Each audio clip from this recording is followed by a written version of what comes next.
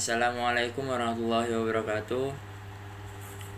Yang terhormat kepada dosen pengampu mata kuliah Filsafat Ilmu, yakni Dr. Imron Mustafa MUD. Di sini saya akan memaparkan teori krisisme sosial dari Theodor Adorno. Theodor Adorno lahir pada 11 September 1903 di Frankfurt, Jerman. Masa mudanya dipengaruhi kuat oleh pendidikan musik dari ibunya yang penyanyi dan pembelajaran filsafat dari Siegfried Krasauer. Tahun 1938, ia bergabung dengan Institut Penelitian Sosial yang dipimpin Max Horkheimer dan mengembangkan kritik tajamnya terhadap industri budaya dan rasionalitas instrumental. Theodor Adorno mengistilahkan nama kritisisme sosial sebagai teori emansipatoris. Mengapa saya lebih memilih tokoh Adorno dibandingkan jargon Habermas? Karena Adorno ini seorang yang kritis terhadap perubahan. Beliau hidup di zaman hancur-hancurnya Jerman. Namun, beliau ini seorang yang pesimis pula, dikarenakan pengalaman eksil dan menyaksikan kekejaman Nazi sangat memengaruhi pandangan terhadap modernitas. Sedangkan jargon, beliau hidup di zaman udah kembali pulih, maka fokus dia itu di komunikasi. Dasar pemikiran kritisisme sosial.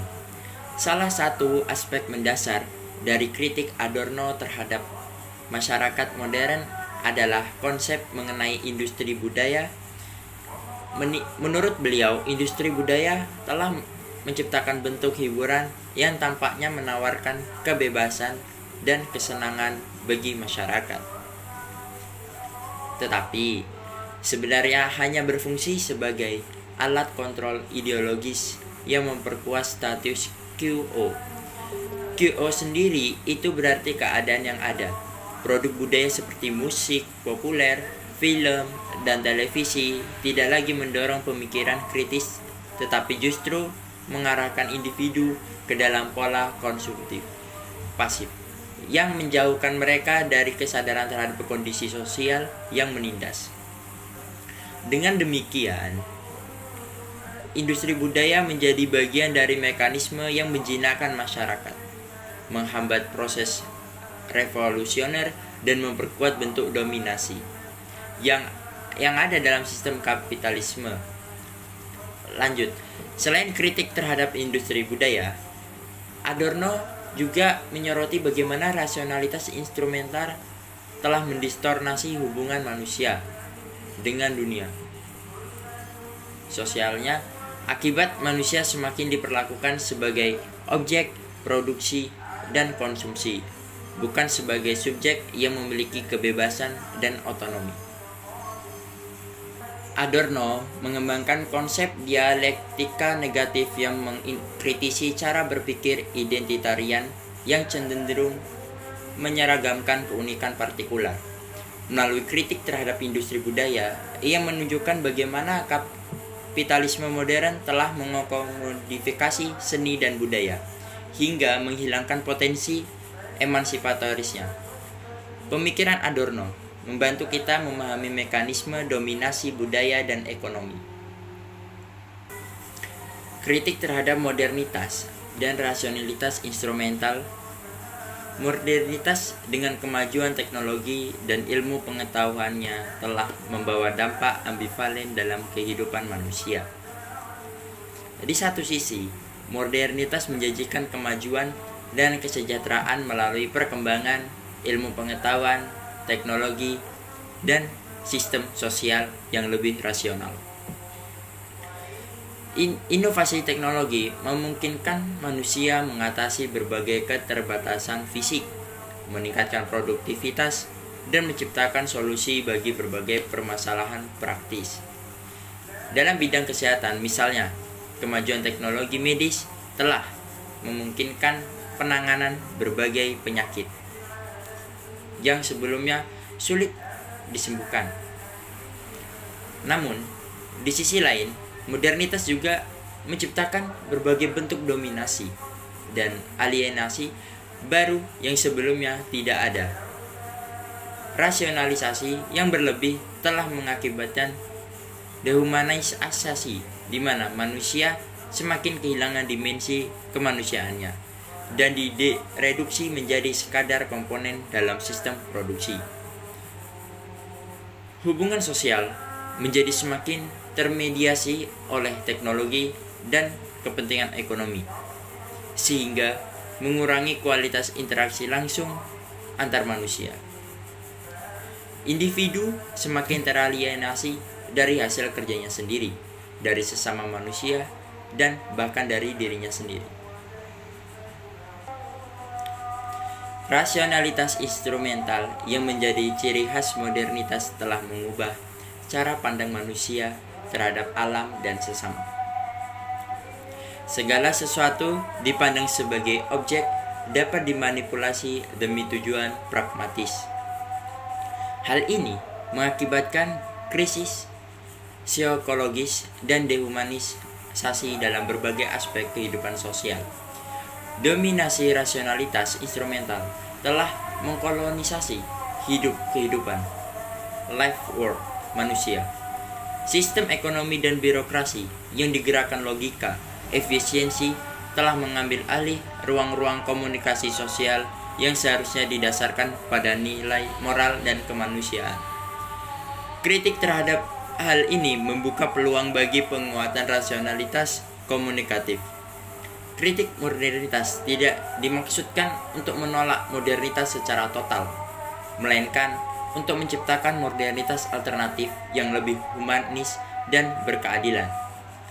Hal ini dapat dicapai melalui revitalisasi rasionalitas komunikatif dan penguatan ruang publik demokratis yang memungkinkan dialog bebas dominasi.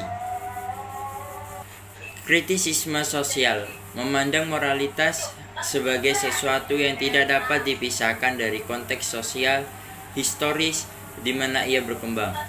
Norma-norma moral yang dianut oleh suatu masyarakat bukanlah entitas yang berdiri sendiri, tetapi merupakan hasil dinamika sosial yang terus berubah sesuai dengan perkembangan zaman. Dalam perspektif ini, moralitas tidak hanya dipandang sebagai seperangkat aturan yang bersifat universal dan abadi, melainkan sebagai produk dan relasi sosial yang dibentuk oleh struktur kekuasaan dan kepentingan tertentu. Dengan kata lain, pemahaman tentang moralitas tidak dapat dilepaskan dari sistem sosial mengaturnya. Karena nilai-nilai yang dianggap moral dalam suatu masyarakat seringkali mencerminkan kepentingan kelompok dominan yang berkuasa. Oleh sebab itu, kritik terhadap moralitas tidak hanya berkaitan dengan aspek filosofis atau etis, tetapi juga mencangkup analisis terhadap bagaimana norma-norma moral digunakan sebagai alat untuk mempertahankan tatanan sosial yang ada. Dalam masyarakat yang kompleks, norma-norma moral seringkali berfungsi melegitimasi hubungan kekuatan dan memperkuat struktur sosial yang menguntungkan kelompok tertentu. Hal ini dapat dilihat dalam berbagai aspek kehidupan, mulai dari politik, ekonomi, hingga budaya. Misalnya, dalam sistem ekonomi kapitalis, etos kerja keras dan individualisme sering kali dijadikan sebagai norma moral yang dijunjung tinggi. Nilai-nilai ini, meskipun tampak netral, sebenarnya mencerminkan kepentingan kelas kapitalis yang ingin mempertahankan produktivitas tenaga kerja dan menekan tuntunan terhadap kesejahteraan sosial. Dalam konteks ini, moralitas tidak hanya berfungsi sebagai pedoman perilaku individu, tetapi juga sebagai mekanisme ideologis yang memastikan bahwa tatanan sosial tertentu tetap terjaga. Oleh karena itu, memahami moralitas dapat perspektif kritisme sosial, berarti melihat bagaimana norma-norma moral dibentuk, dipertahankan, dan digunakan untuk melanggengkan kepentingan tertentu dalam masyarakat.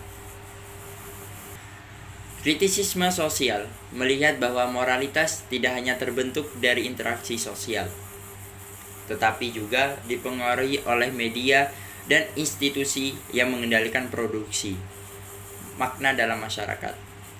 Media massa misalnya seringkali memainkan peran penting dalam membentuk persepsi moral publik.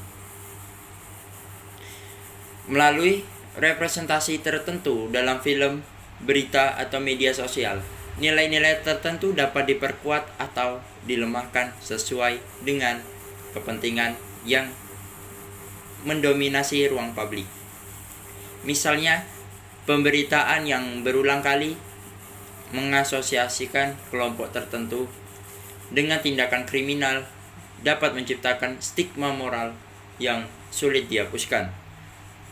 Meskipun kenyataannya jauh lebih kompleks, dalam hal ini, kritisisme sosial mengajukan pertanyaan tentang siapa yang memiliki kendali atas produksi moralitas dalam masyarakat dan bagaimana proses ini berlangsung dalam institusi media, pendidikan, dan agama. Kesimpulannya, kritisisme sosial yang dikembangkan oleh Theodor Adorno memberikan kontribusi fundamental dalam memahami persoalan keadilan dan moralitas dalam masyarakat modern. Melalui kritik terhadap rasionalitas instrumental dan dominasi sistem, menunjukkan bagaimana modernitas telah menciptakan berbagai bentuk ketidakadilan struktur yang memerlukan transformasi mendalam. Teori kritis yang Theodor kembangkan tidak hanya membantu menganalisis akar permasalahan, tetapi juga membuka kemungkinan bagi terciptanya alternatif yang lebih emansipatoris. Sekian materi teori kritisme sosial dari saya. Semoga yang menyimak dan mendengarkan mendapatkan ilmu yang barokah. Wassalamualaikum warahmatullahi wabarakatuh.